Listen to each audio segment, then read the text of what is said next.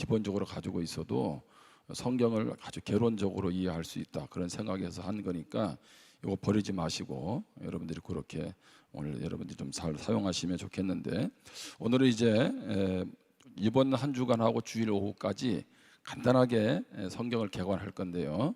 먼저 오늘 여러분 나눠드린 것, 뭐 책에도 마찬가지로 있습니다. 우리 이 부분을 한번 보도록 하겠습니다. 이제 저를 비춰주지 마시고 영상으로 이 부분을 이제 도표를 계속 비춰주세요. 저를 이제 비춰주지 마시고, 자 여기 보시면 시대 구분이 쭉 나옵니다. 성경을 이해할 때. 자 선악과 사건 보면 여기 나오죠. 그런데 맨 처음에 무슨 시대라고 되어 있어요? 창조 시대. 창조 시대. 요거는 언제까지냐면 창세기 11장까지에 있는 내용입니다. 창세기 11장까지. 자 그리고 족장 시대가 있죠. 그래서 창조 시대, 족장 시대. 그래서 12장부터 창세기 50장까지가 족장 시대를 의미하는데요. 자 거기 보시면 이제 그 위로 가서 선악과 사건, 그렇죠? 하나님 나라의 소속을 상실하게 되죠. 죄를 짓게 되면서. 그러면서 거기 위에 보시면 창세기 3장 15절에 회복을 약속하는 내용입니다. 또 뒤에서 나오지만 여자의 후손이 이제 원수가 되는, 그 사단과 원수가 되는, 그러면서 궁극적으로 승리케 하실 것에 대한 그 약속이 창세기 3장 15절에 나옵니다. 자 그러면서 여기 창세기 이제 12장부터 보면 누구와 언약을 맺습니까? 아브라함과 자손과 땅의 약속을 하나님이 준비하시는데, 그때가 시간적으로 밑으로 쭉 보시면 BC 2100년 아브라함 언약 체결이 되어 있죠. 그러면 요 2100년 이전의 역사는 창세기 1장부터 11장, 그 창조 시대는 원역사라 그래요. 원역사. 그러니까 이때는 역사적으로 시간을 가늠할 수가 없다는 겁니다. 그것까지 뭐 시간 계산하려 하지 마시고 여러분들이 그렇게 이해를 하시면 되겠습니다. 자 그러면서 이제 족장 시대 보시면 BC 1875년 야곱 가문이 애굽으로 이주하죠. 70명 야곱과 함께 요셉이 있는 그 당시에 이주를 하게 되고, 또 BC 1446년에 보면 이제 출애굽을 합니다. 자 출애굽을 하면서 그 다음에 무슨 시대가 도래합니까? 출애굽과 광야 시대. 그렇죠? 출애굽을 하고 40년 동안 광야 생활을 하게 됩니다. 자 그런데 거기서 결정적인 것이 시내산 언약, 우리가 잘 아는 출애굽기 19장 6절 이하에 보면 내 소유가 되고 또 하나님 나라, 거룩한 나라가 되고 이제 구별된 삶, 거룩한 백성으로 살아갈 것에 대한 그 시내산 언약 회복에 대한 약속이 나오는데, 자 그러면서 이제 그 오른쪽으로 가시면 이제 광야 40년이 지나죠. 그 다음에 무슨 시대라 그래요? 정복 시대. 이제 BC 1405년에 가나안 땅 진입을 하는데, 여러분 그냥 쉽게 얘기해 보세요. 정복 시대는 언제겠습니까? 성경으로 보면 누구 때? 성이 몇 시예요? 여호수아 써 있잖아, 그렇죠? 뒤에 또 나올 거니까 이 정도만 합니다. 자 그래서 이제 가나안 땅 정복을 하지요. 자 그리고 나서 이제 여호수아가 죽고 난 이후에 그 시대를 뭐라고 얘기합니까?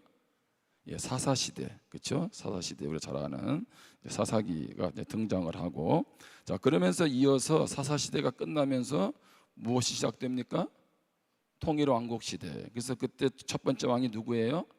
사울. 두 번째는 다윗. 세 번째는 솔로몬, 그죠? 자 이렇게 해서 통일 왕국 시대가 이제 시작이 되는 이제 그 시기를 갖게 되고, 그러면서 통일 왕국 시대 보면 다윗 언약이 있죠. 내 후대가 영원할 것에 대해서 하나님 말씀하시잖아, 그렇죠? 그 다윗 언약이 거기에 등장을 하는 거고, 그다음에 이제 통일 왕국 시대에 솔로몬이 죽고 솔로몬 이후에, 그렇죠? 이제 그때부터 나라가 둘로 나뉘잖아, 그렇죠? 르호보암, 여로보암 이렇게 해서.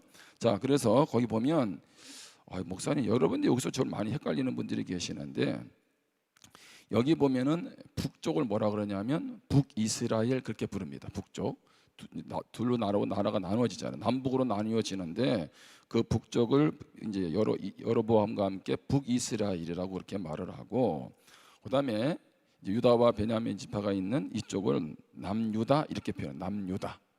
예. 남유다, 북이스라엘 이렇게 표현을 하는 겁니다. 그래서 그 시대를 뭐라고 불러요?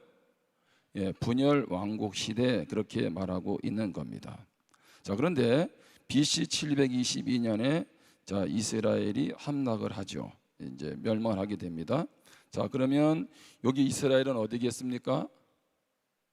어디예요? 예, 여러분 표정이 아주 애매한데 이거 내가 많이 가르쳤는데 북이스라엘이 멸망한 거예요. 어디에 의해서 멸망했습니까? 아수로, 그렇죠? 아수로. 자, 그런데 그러고 나서 이제 BC 밑에 보시면 586년에 누가 망합니까?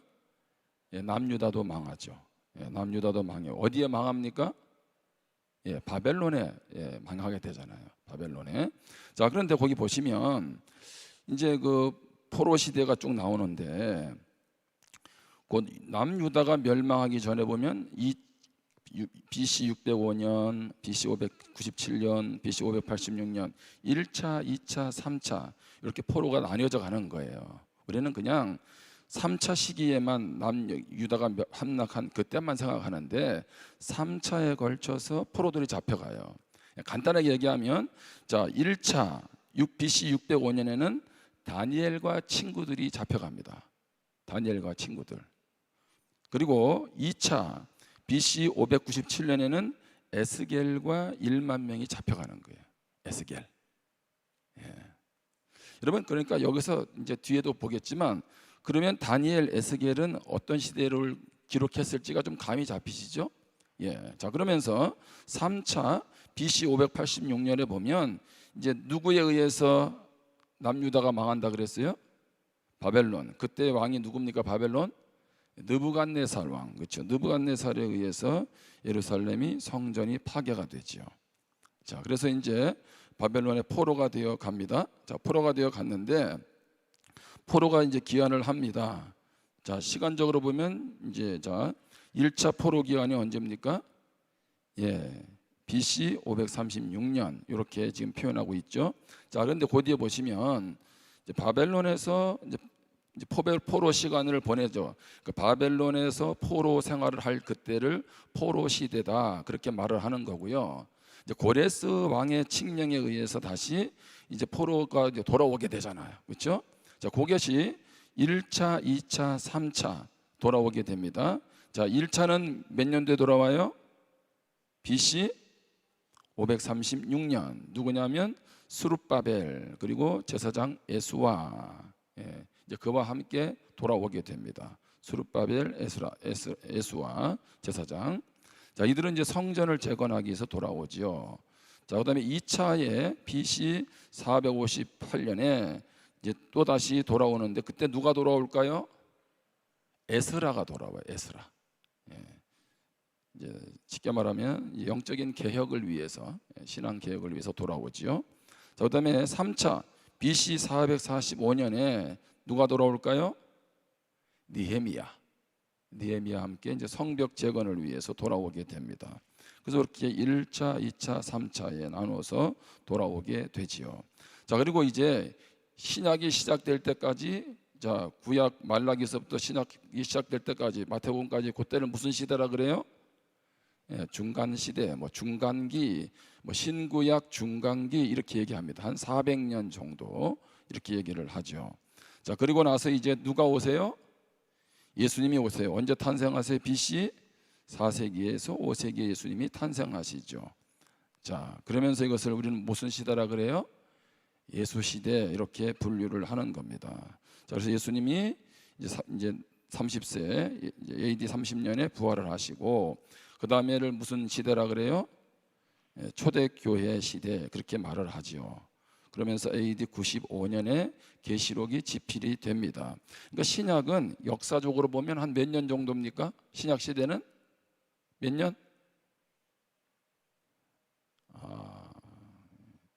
이거 대답 안 하면 이거 내가 하나님 앞에 회개해야 되는데 있잖아요.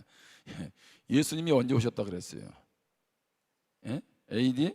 아니 BC 4년에서 5년이니까 자 AD 95년에 자 계시록까지 집필, 계시록 어제 성경이 다 끝나면은 대개 신약은 몇 년 기간이에요? 100년, 그렇죠? 100년. 예. 자 그리고 그 위에 보시면 이제 이번에 강사님이 신에서 한 언약이 가장 큰 핵심 포인트라 그랬잖아요, 그렇죠? 그래서 앞부분에서는 신에서 언약을 위한 준비, 그리고 그 다음에는 신에서 언약의 실현 과정. 이게 무슨 얘기입니까? 하나님의 소유된 백성들이 제사장 나라로서 구별되게 살아가는 그 과정을 지금 이렇게 표현하고 있는 거고, 그리고 나서 자 예수님이 오시고 십자가 죽으시고 부활하신 그때를 통해서 어떻게 해요? 하나님과의 온전한 회복이 또 시작이 되죠. 그러면서 이제 완전한 성취는 언제가 되는 겁니까? 새 하늘과 새 땅. 이것이 이제 성경 전체에서 구속사로 한눈에 보는 겁니다. 그래서 죄가 들어오기 전에 에덴 동산의 모습, 그것이 다시 회복되는 게 언제일까요? 그게 계시록의 새 하늘과 새 땅입니다. 자, 그 사이에는 죄가 들어와서 어떻게 합니까? 끊임없이 영적 싸움이 있겠죠. 그렇죠? 그런 면에서 또 예수님이 십자가에서 승리하심으로 우리는 이제 승리의 싸움을 싸워갈 수가 있는 겁니다. 자, 그러면 이제 요 창세기부터 계시록까지가 한눈에 들어오죠. 만약에 오늘 이렇게 했는데 만약에 혹시 궁금한 거 있으면요, 저기 좀 목사님 또 한 번 해주세요. 그러면 다음에 또 해드릴 테니까 제 개인 카톡에다가 문자를 남기세요. 자, 왜냐하면 이게 자주 이렇게 할 수는 없잖아요, 그렇죠? 그런데 이것만 우리가 이렇게 성경적으로 쭉 흐름만을 가지고 있으면 성경 전체를 한눈에 다 볼 수 있어요. 그래서 이 개념은 꼭 여러분이 가지고 있어야 된다는 얘기예요. 아시겠죠? 그래서 혹시 지금 오늘 들었는데 또 헷갈린다, 잘 모른다, 전혀 그 문제가 안 됩니다. 여러분이 또 잘 몰라야 또 제가 가르치는 또 보람이 있지 않겠어요?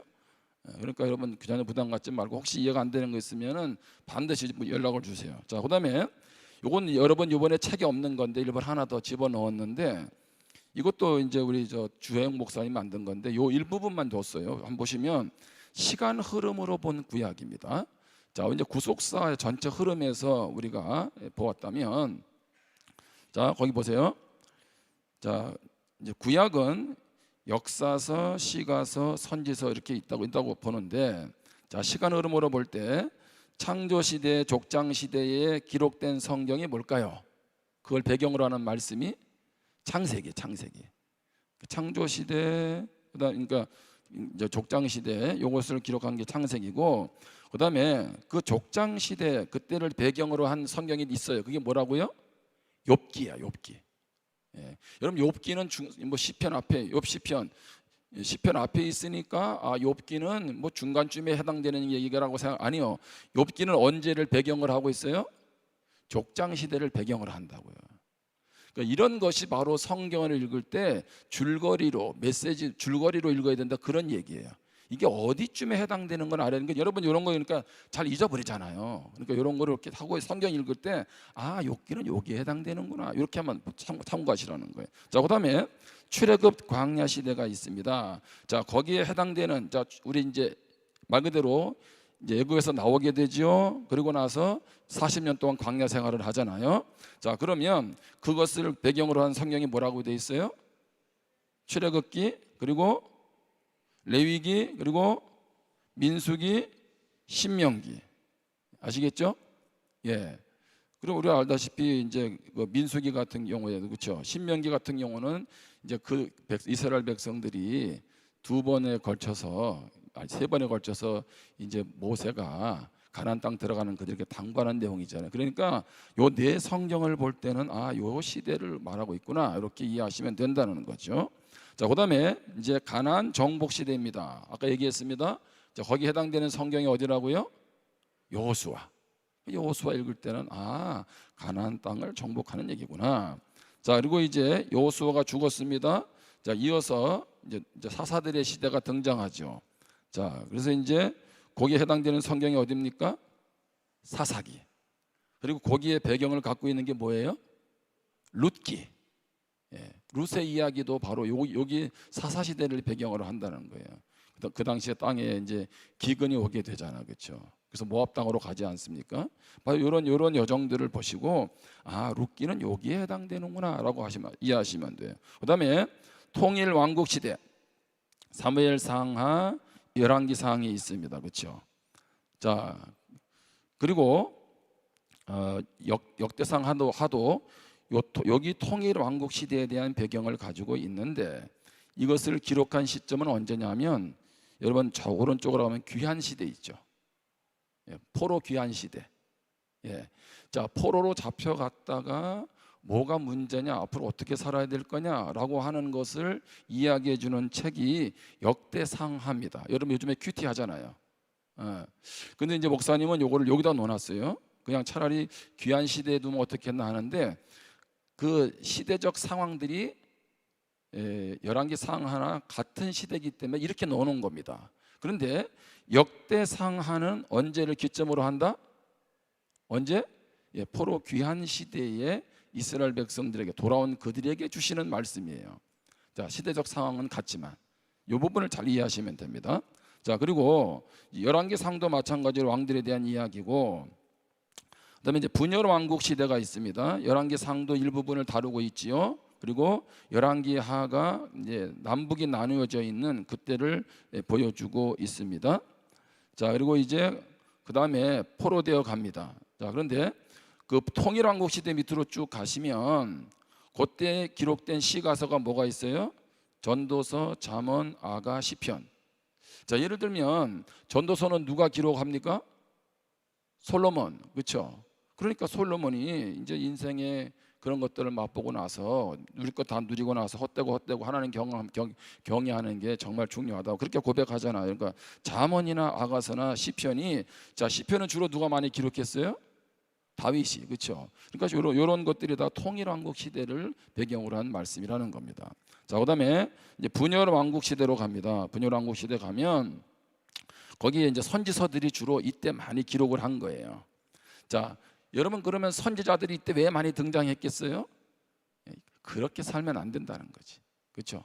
하나님께서 이 선지자들을 보내가지고 강력하게 경고하는 거죠. 그래서 이제 그게 선지서잖아요. 주로 보면, 자, 여기 보면은 분열왕국 시대 배경을 하는 게 거기 여러분 밑에 거기 진하게 있는 거는 대선지서고 그 다음에 부드럽게 있는 거는 소선지서라고 밑에 체크돼 있어요. 그것도 잘 보세요, 그렇죠? 그 밑에 보시면 나와 있잖아, 그렇죠?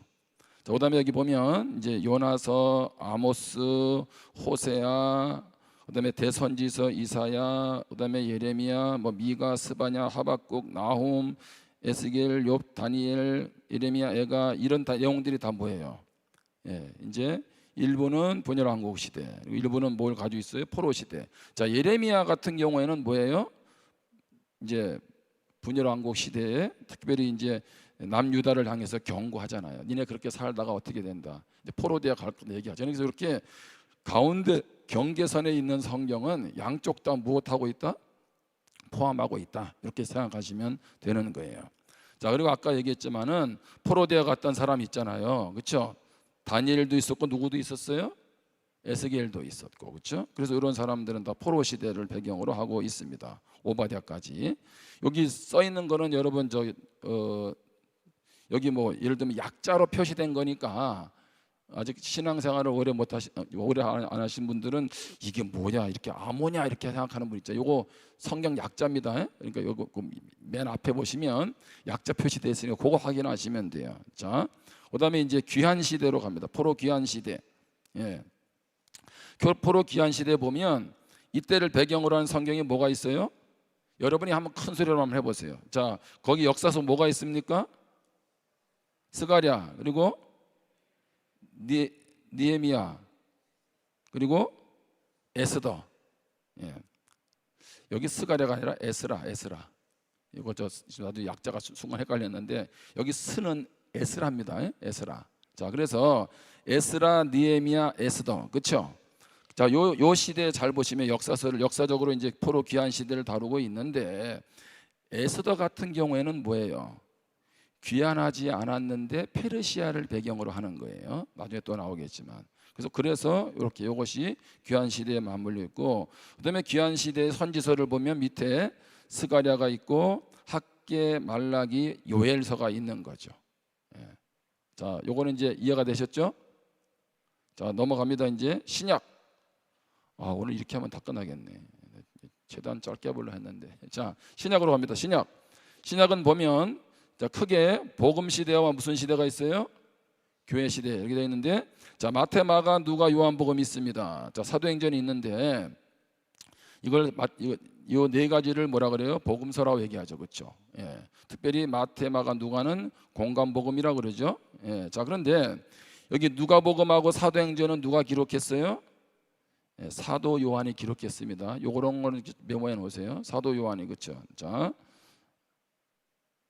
지금 제가 잘못했어요. 그게 아니라 여기 누가하고 사도행전은 누가 기록했어요? 누가? 헷갈리지 마세요. 저도 지금 이게 급하게 하다 보니까 여기 누가복음하고 사도행전은 저자가 똑같아요. 의사 누가. 자, 요한복음은 누가 기록했어요? 사도 요한.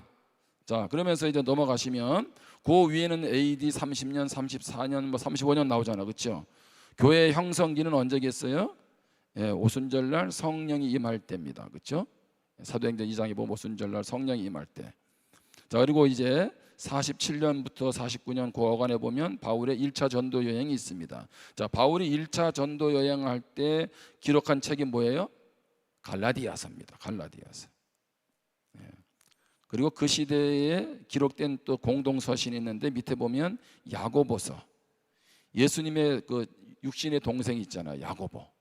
예수님의 육신의 동생 야고보가 그때 이것을 기록을 했죠. 자, 그리고 이제 52년, 53년에 보면 바울의 2차 전도 여행이 있는데 그때 기록한 성경이 뭡니까?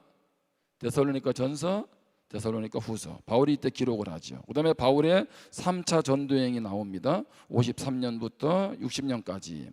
그때 기록한 성경이 뭐예요? 고린도전서, 고린도후서, 로마서. 그렇죠? 자, 그리고 이제 60년에서 62년 4차, 이걸 4차라고 해요. 로마로 이렇게 이제 제수되어서 갈 때, 그때를 4차 로마 여행 이렇게 표현하는데, 그때 주로 기록된 성경이 뭡니까? 빌립보서, 골로새서, 에베소서. 그 빌이 뭐냐면 빌레몬서. 이거 좀 수정해 놓으세요. 약자가 좀 잘못됐는데, 자, 빌립보서, 골로새서, 에베소서 뭐예요? 빌레몬서. 빌레몬서. 자, 그리고 이제 62년에 바울이 이제 임시 석방을 하죠. 석방되고 다시 또 잡혀갈 건데 64년에 이제 바울이 이제 최후를 맞이하는데 그때 바울이 기록한 성경이 디모데전서, 디모데후서, 디도서. 그래서 바울이 제일 마지막에 죽음을 앞두고 기록한 성경이 뭐예요? 디모데후서예요. 그러니까 똑같은 여기 보면 이제 그래서 중간에 보시면 바울 서신이 총 몇 권입니까? 성친약 13권. 바울이 13권을 기록한 거예요. 그리고 이 시간의 시점이 이런 때구나. 이걸 여러분 이해하시고 성경을 읽으면 되겠습니다. 자, 그러면서 이제 거기 이제 밑에 베드로 전후서는 64년 누가 기록했어요? 베드로가 기록을 했죠. 그다음에 히브리서 저자는 누군지 모릅니다. 60년 후반에. 그 밑에 보시면 유다서, 예수님의 육신의 동생이 기록했어요. 유다서. 그다음에 이제 여기 AD 95년 90년을 보면 요한 1서, 요한 2서, 요한 3서 누가 기록했냐면 사도 요한이 무엇까지? 계시록까지 이렇게 기록을 했습니다. 어떻게 잘 적으셨어요? 만약에 오늘 잘 못 따라 적으신 분은 집에 가서 요거 20분만 들으면 되거든요. 20분만 다시 듣기를 하세요. 오늘 거 다시 들으면 여기에 대한 설명을 다 해놨으니까 더 할 수 있지만 오늘 이 정도까지만 하셔야 돼요. 그래야 여러분들이 덜 체할 것 같아요. 그래서 그렇게 해서 여러분들이 이해하셔가지고 그렇게 말씀을 보시면 되겠습니다. 지금 이렇게 빨리 했는데 20분 걸렸어요. 이제 여러분 기도 시간이 40분부터 들어가야 되는데 오늘 한 가지만 딱 한 절만 보고 자 보겠습니다. 로마서 1장 28절. 내일도 다 연관되는 건데 원래 오늘은 제가 창조 시대, 족장 시대까지 끝내려고 했는데 내일부터 그건 끝내겠습니다. 오늘 요거까지만 하고 자, 한 절만 읽겠습니다. 로마서 1장 28절. 같이 한번 읽겠습니다. 시작. 또한 그들이 마음에 하나님 두기를 싫어하며 하나님께서 그들을 그 상실한 마음대로 내버려 두사 합당하지 못한 일을 하게 하셨으니. 자, 에덴 동산에서 아담과 하와가 범죄하잖아요. 근데 그것이 이제 그때부터 이제 하나님 나라가 자기 나라가 돼버리죠. 반역의 나라가 돼버리는 거. 죄가 들어오고 나서부터 하나님하고 대항하는 거 아니겠어요? 자, 그때 그 말씀, 그 모습을 로마서 1장 28절에 이렇게 표현하고 있습니다. 자, 또한 그들이 마음에, 여기 마음은 뭐냐면 여러분의 마음이 아니에요. 지식. 여러분 성경에도 그렇게 돼 있어요. 그들이 지식에다가 하나님 두기를 싫어하며, 싫어한다는 건 뭐냐면 나 너 싫어. 감정적으로 그런 싫어라는 말이 아니에요. 하나님 두기를 싫어한다는 얘기는 생각과 판단의 과정을 말하는 거예요. 그러니까 생각 속에서부터 아예 하나님을 뭐예요? 하나님을 두기를 싫어하는 거죠. 그래서 하나님께서 그들을 그 상실한 마음대로 내버려 두십니다. 자, 그래서 하도록 그들이 마음대로 하도록, 그냥 단순히 이건 뭐냐면 어떤 적극적인 의미를 가지고 자기 마음 생각대로 하도록 내버려 두사 합당하지 하지 못한 일을 하게 하셨으니라고 되어 있습니다. 자, 무슨 얘기입니까? 죄는요 결국에는 무엇으로부터 출발이에요? 내 생각의 사고 체계에서 하나님을 제외시키는 거예요. 이거 지금 제가 처음 얘기하는 거 아니죠? 그러니까 철저하게 누가 주인 되는 거예요? 내가 주인 되는 거예요. 그러니까 마음에서 감정, 느낌의 문제가 아니라 내 사고 속에서 모든 것이 누구 중심으로 움직여요? 나 중심으로 움직이는 거예요. 이것이 바로 죄의 뿌리고 죄의 시작입니다. 그러니까 우리가 신앙생활하면서 항상 딱 맞서야 될 건 뭐냐면 내 중심이냐 하나님 중심이냐 이거죠. 자, 하나님 나라의 초점은 어디에 있습니까? 하나님 나라는 하나님의 뜻이냐 아니면 내 중심이냐는 거예요. 죄는 바로 내 중심으로 살아가겠다는 것의 시작입니다. 여러분, 그래서 우리가 말씀을 아무리 읽어도 내가 죽지 않으면 그 말씀이 나를 살리지 못해요. 도리어 더 고집쟁이로 만들 수도 있고요, 더 교만하게 만들 수도 있습니다. 여러분, 그런 면에서 우리는 어떻게 해야 합니까? 말씀을 통해서 하나님의 나를 다스리는 하나님의 나라가 임하는 거기에다 초점을 두어야 된다는 거예요. 자, 강사님 이번에 주혜영 목사님 말씀에 의하면 내 뜻인 인의가 죽어야 된다는 거죠. 그리고 자기 중심성이 죽어야 된다는 거예요. 아멘. 자, 그런 면에서 우리가 오늘 이 성경 전체를 통해서 계속 초점을 맞출 건 뭡니까? 내가 말씀을 통해서 주님 나라가 이루어져야 되는데 내 생각, 내 고집이 앞서지는 않는가? 우리가 그런 부분들을 한번 잘 짚어보시면서 이번 주 계속 같이 말씀을 나눌 수 있기를 바랍니다. 찬양팀 나오시고. 아마 이제 이런 분 계실 거예요. 이번 주에 좀 하고 나면 좀 아쉽다 그런 분 계실 거예요. 그게 이번에 또 제 강의의 초점이기도 합니다. 무슨 얘기겠어요? 이제 마치 여러분 그런 얘기 들어봤잖아요. 서산촌 벌초한다네 이런 식으로 이번에는 싹 훑어가는 거예요. 자, 그다음에 여러분들이 좀 더 알고 싶다. 그러면 이제 우리 교회 유명한 강사 한 사람이 있어요. 다른 데서 시간이 없어서 불러서 못 가는 사람이 한 사람이 정순아라고 제 아내가 있어요. 어떻든 간에 이제 그래서 앞으로 우리가 교회 차원에서도 계속 할 거니까 대신 요거만큼은 여러분이 꼭 잘 활용하시면 좋을 것 같습니다. 내일도 들고 오세요. 내일도 자꾸 집에다 모시는 어떤 처박았던 게 죄송합니다. 박아놓지 말고 요거는 사실 할 수만 있으면 성경에 집어넣으면 더 좋은데 이건 자꾸 보셔야 돼. 아시겠죠?